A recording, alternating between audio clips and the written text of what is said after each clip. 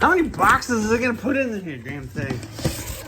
Oh, they chipped up my paint. I can already tell you that. Go ahead, pull it up. Watch your fingers though. Oh, snizap. Oh, Look at that. Fully adjustable coilovers. Oh, shit. Look at these things, babe. It's pink, Mom. It's so pinky. Watch your head. Move. So pink. Oh, yeah. Now I gotta do a weight comparison between these new ones and the old ones. See if I'm saving weight as well. They feel kind of heavy. I could slam this thing to the ground now. It's gonna be like, I don't want to do that because when I had bad struts, I hit the ground. Okay, so yeah, I got these adjustable coilovers for the 2011 Legacy, Kevin, because it rides like crap. I put all new struts around it, and it sits like a monster truck, and it just rides like shit. So I was like, well, the next best thing is getting some coilovers. Did a little research, didn't want the $300 piece of crap so that you can really only up and down. This is fully adjustable. Got the rebound, I think it's what it's called. The height. Yeah, I believe you can adjust the top. Got an adjustable right there. Oh man, I can't wait to get these things on.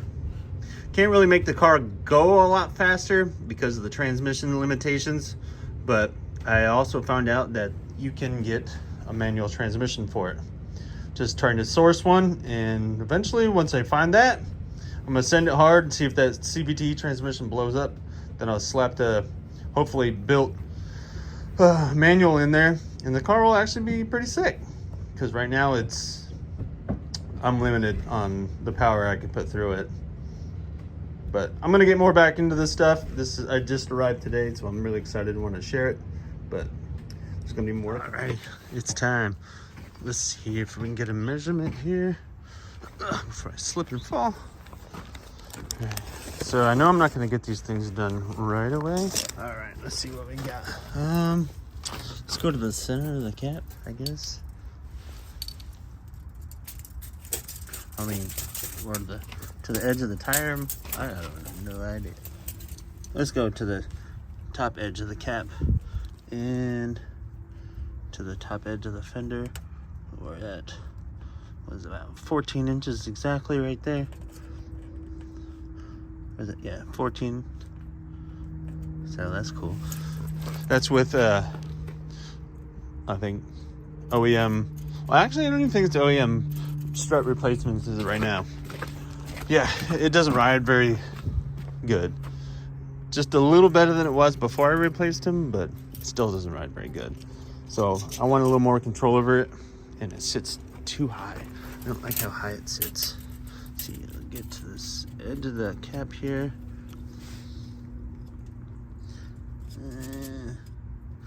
Granted, there could be a little variable in there too, but it's about 14 to the lip on the inside edge, but about 14 as well there. Let's see if it's the same on this side.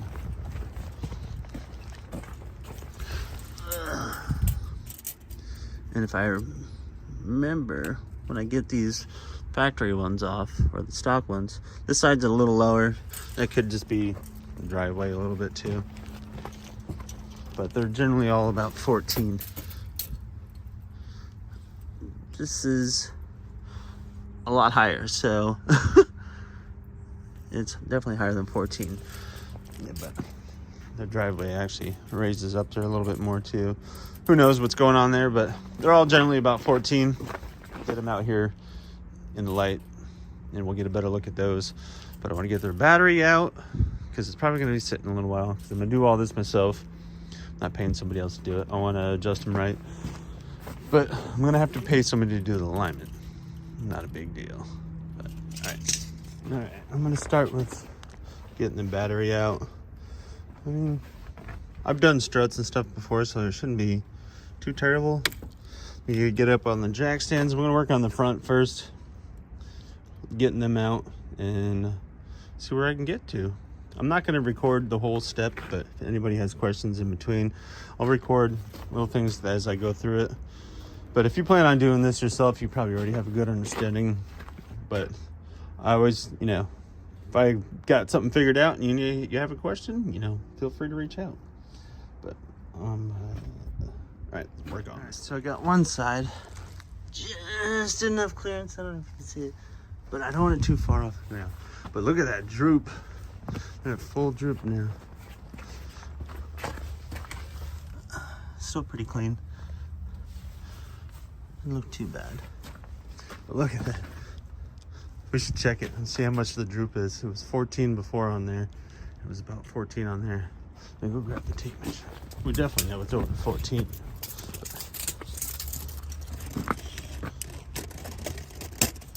Alright, from the center of the cap to the edge of the fender. Let's see if we can get an estimate here. Wow. Almost 4 inches. It's 18 now. That's crazy. It's a lot of travel.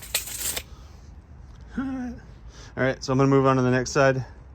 Then I'll get the wheels off and we'll assess the rest of our situation. It's all on the jack stands. If you're doing jack stands, make sure they're on a good hard surface, obviously. Do a little shake test. I mean, don't go crazy, but if you're gonna be working on it, moving stuff around, doesn't hurt to do that. Looks like I'm missing a pin. Good thing I have some, but things I can see now.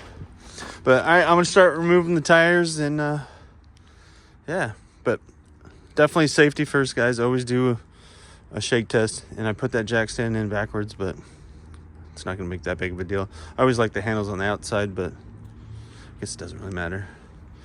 All right, cool. All right, so got all the wheels off. I put them underneath. You don't have to do that. I mean, I do it. Worst case scenario, jack stands give out. Hopefully not, obviously, but put the tires on there. I'd much rather have the car land on that than just going directly to the ground, but not that big of a deal.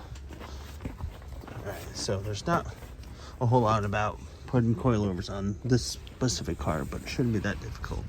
I believe we have to pull the carpet down. The wheel well is right in here. You kind of see it goes right up, right in about here. Yeah, I think it's back there somewhere. So can't really record and do the job at the same time. So I'm gonna get into that. All right, so I had to pop all these little plastic tabs out all through over here. I was thinking the suspension was way up here, but as I was looking at it, it's down here. Here's the 2 bolts. So, all right, I mean, I don't think I broke any of the rivets, but had to pull the back piece off. Looks like it was already missing a couple, so it wasn't too bad. Pull that off and on to the next one.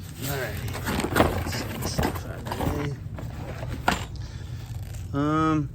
So I believe these are the back ones. I don't think they're directional necessarily. I don't think it really matters that much, but that's cool. So I'm probably gonna end up leaving the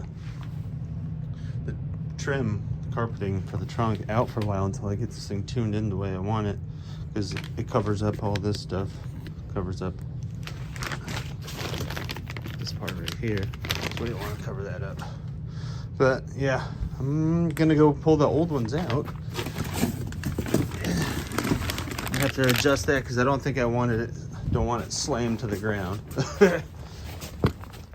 I'm not going for the slammed look, I'm just going for more of a controllable ride that I can have control. But looks like there's a bolt down here and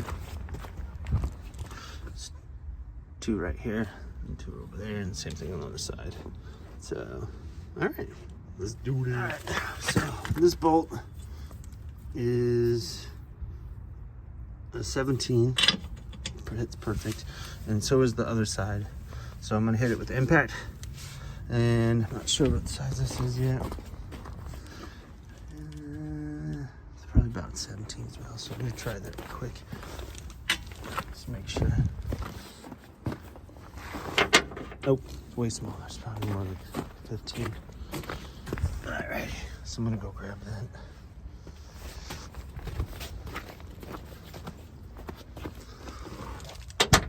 16 is perfect. All right, let's get this sucker going. All right, so they're both out, the rear. Let me see here. So I had to call Trevor because he's worked on this car before. This is the bottom shock bolt, and you got to remove the lower control arm bolt from the knuckle here. And you push down on it. Make sure you have your bolts hanging loosely on top. And you press, once you get everything loose down here, popped out of the sleeve there, the lower control arm. You can push it down, and you take those bolts off. You just wiggle it out. This side took a lot longer than this side. Once Trevor told me that there's no getting around it, just take the lower control arm bolt. This one came off in like less than 5 minutes. Other side probably spent an hour trying to do it what I thought would be the easy way, which is not the easy way. He's the mechanic. I just work on stuff as needed, and I really wanted to do this. All right, so I think they're pretty much bottomed out right now. I'm gonna go probably a little over halfway adjustment. These should be pretty much preset already, the tension on the spring there. This is for the locking color on this. So the tools are in there. The spanner tools to tighten everything up, those are in the box still, so I'll get those after. We'll measure, try to make sure they're the same length, and go from there. But I can't really record and put them in, so we'll just keep adding a little footage as I go. All right, they're in. So I'm probably gonna have to adjust the height a little bit. I measured the other side as far as I'm gonna go for now. Now I just gotta get this one to that spot. Bolts are in. Remember, always double check your nuts and bolts. Got those tightened down. Torque to my specs. I gotta get this side adjusted, but all right. Might have time to get onto the front ones. Let's see before we get started. Right. Onto the front, I figure might as well. I got the top loosened up. Now I just gotta find the sockets for these, and probably that. Get that popped out of there and try not to break anything. But all right, let's move on. All right, they're all out. I mean, I don't want to. It wasn't too bad. I think because they've been recently done. These bolts weren't too bad hitting with the electric impact gun. So yeah, final update until I get them put in and kind of adjusted, because if they're anything like the back, it was kind of a pain in the butt, and they're probably still not perfect. Whew. Alrighty, woo. Just got this one out. Alrighty, I can say this. It probably took longer than it really should have, just because I've never done it before. I mean, those came out really easy once I listened to my nephew, and you know, he does this stuff all day long. So boom, it came right out. Other side came right out. Front, not a problem. Now everything's back in. I'm gonna get the wheels back on and get it on the ground, see what kind of stance she has. Next step would probably have to be some rims and maybe little spacers. I don't know yet. Let's see how she rides.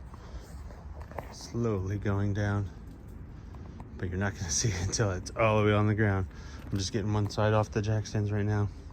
We had a 8-inch group before. It's not looking like that right now. They're in, and it doesn't look too bad. I haven't measured from the center to here yet, but obviously it's got to settle a little bit, but not looking bad at all. Obviously I'm gonna get it to an alignment. Yeah, but not getting that done today. But I might take it around the block just to kind of make sure everything settles good before I have an alignment done. Oh yeah, look at that fitment. That is much better. Hell yeah, dude. I had like a 4-inch gap here before almost. I measured it from here to here. I think it was like 14, something like 14. Then once I put them on, it was like just a 1/2 inch or so lower, and I'll have to measure it again. But hell yeah, I like that. Let me see the other side. Definitely, that looks so much more. Yeah, I can even get my rims and get a little spacer, get them flushed or almost a little bit outside. I can give it a little better stance. Hell yeah, man. Thank you. Oh yeah, for sure. All right, so I'll leave you to it now. All right, so she's all done. Not too bad. I don't know if the video really does it justice. We didn't want to slam it. I wanted to be able to go in and out of my driveway without bottoming out on shit. But this is gonna be the first drive after it's been aligned and height set. So thank you guys for watching. LD Moto. See you next time.